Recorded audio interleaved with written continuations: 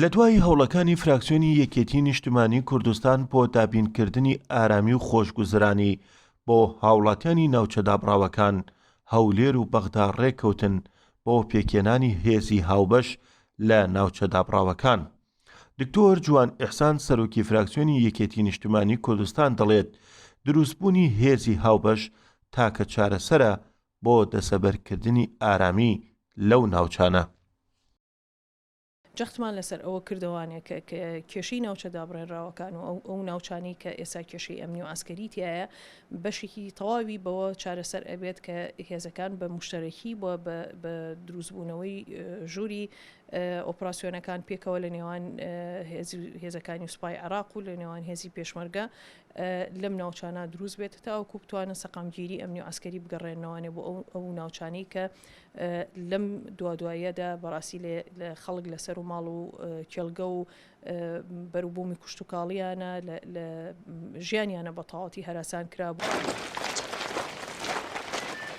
لیوا تەحسین خەفاجی بەڕێوەبەری نووسینگەی ڕاگەیاندنی وەزارەتی بەرگری عێراق دەڵێت بەبێ پەیوەندی و ڕێککەوتن لەگەڵ هێزەکانی پێشمەرگە ناتوانن ئارامی لەو ناوچانە بە بەردەوامی دابین بکەن.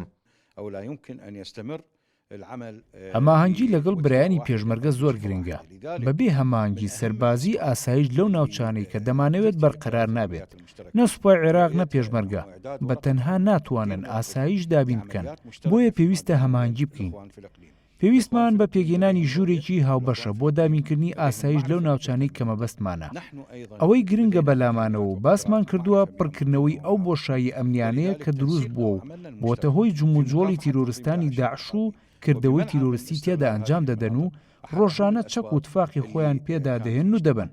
بۆیە پێویستمان بە هەماهەنگیەکی هەواڵگری و سەربازی هەیە بۆ ڕێگریکردن و بنبڕکردنی تیرۆریستان.